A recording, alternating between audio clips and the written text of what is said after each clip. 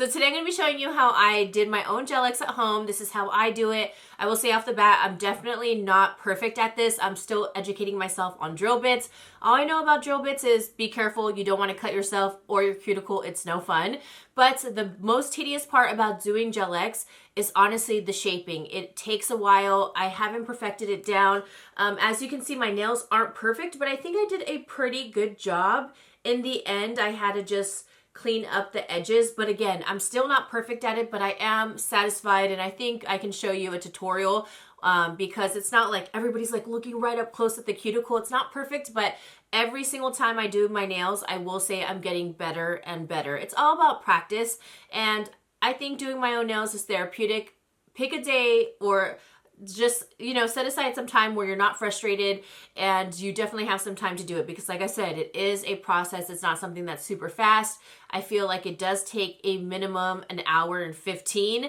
Maybe you're fast, but it all just depends like what you're doing, but there's just a lot of steps. But like I said, I'd rather save the money and use it for something else, or just save it and do my own nails in my own home comfortably and not leaving a salon pissed off, because I'm so tired with the rising costs of everything, and I totally get it, but at the same time, like, I don't leave satisfied. And I'm honestly not a picky person when it comes to my nails, and there's always just like, it's never what I want. So I'm the only one I can blame now with my nails. But yeah, hopefully you guys enjoy this tutorial. Like I said, the more you practice, the more you will get good at it. Let's get on with the tutorial. Let me know if you have any tips or tricks for me as well. I try to share some in this video too, but again, you just gotta have patience with the shaping. It's probably the most boring part too, to be honest. So yeah. All right, so let's get on with the tutorial. If you're tired of going to the nail salon like me, or you just like doing your own nails, then I'm going to show you how to take your nails from this to a strawberry glaze chrome nail. Now, I always start off by using some alcohol. It just takes away all the oils and dries out the nail. That's what's going to make it last. Now, I use two different types of false nails. One is just, I don't know, they're both really good, really affordable. I just tried out two different brands, this brand and also Beetles. This one was super cheap compared to other brands, and it worked just as well. And obviously I can't use all the nails, but it's still so affordable from each set. I just love how I can just grab and go.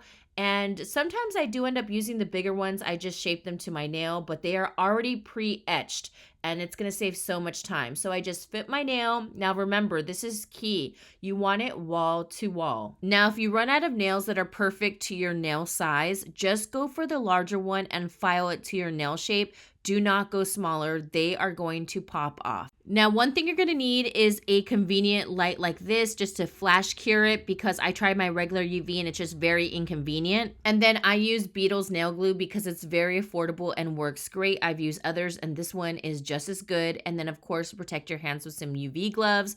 Now you're going to apply a thin coat of this, and do not hit the cuticle. If you do, this is when your nails are going to pop off. Prep is key.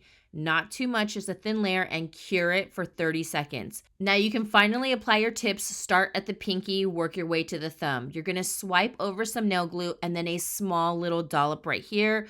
This takes practice, but you wanna make sure you have enough glue so that when you press the nail at a 45-degree angle like this, it goes all the way up to the top of your natural nail. But you do not want to go past your natural nail. So I'm telling you, it's just practice. It's so tedious. I had to zoom in and show you. So you want to stop right there and then flash cure it for like 10 seconds. That's all you need, and hold that baby down. You do not want bubbles. Trust me, don't get bubbles. And then you're going to end up with this. Yes, some glue seeped over, but that's okay. We'll file that down. But you see how the glue just goes right all the way to the top of the nail, and then you're going to flash cure it.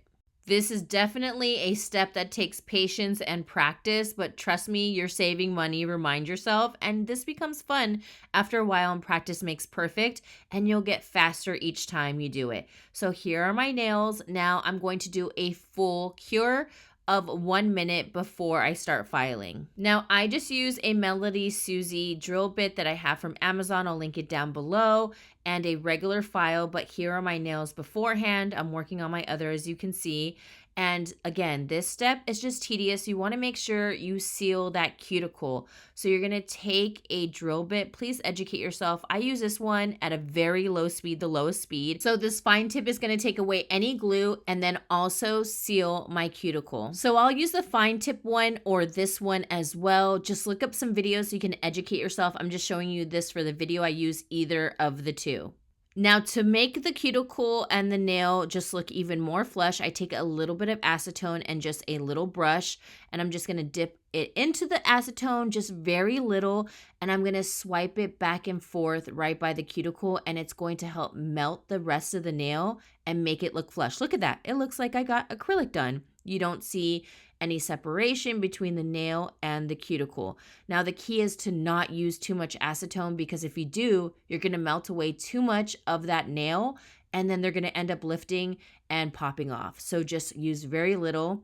And again, this is just real time. You'll see it melt, so just stop once you see it melting, and less is more. Do not put too much. This is literally just a couple seconds of brushing back and forth between the nail and the cuticle. So like I said, prep is key. And then the second tedious part, I know this part, we're not at the nail polish yet, but you're going to shape your nail.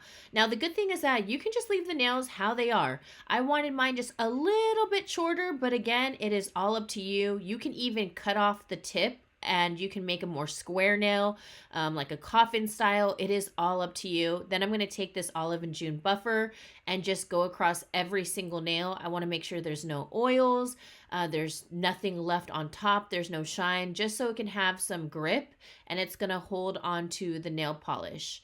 And so nothing starts lifting as well. Now, I always just love hitting my nails with alcohol. I feel like it just takes away any oils, makes my nails last, and also takes away any residue from any of the shaping, buffing, filing. Now, I found the ultimate shade of pink in the Beatles line. You know how everybody loves bubble bath or put it in neutral? This is the shade. It's perfect on its own. It is perfect as a base before you do your French tip. It is perfection. I just love it. And I finally found the perfect pink after trying 2 others, and I'll link it down below. All the products will be linked down below, but look at that. That is the shade that so many people love. So I'm really glad I found an affordable one. And you're going to cure your nails for 1 full minute. Now, the key to chrome nails is having a top coat that is no wipe. So that means that you do not have to wipe it once you cure it. Now, the Beatles one is perfect. It's also affordable. And also key when you want to do chrome nails is you do not you do not cure it for a full minute. Only do 20 to 30 seconds and that's it, and leave it how it is. Then you take your chrome, whether it be powder in this pot form. I'm just using the little applicator, and then you're going to brush it across. Again, this is a no wipe, so it's not going to be sticky.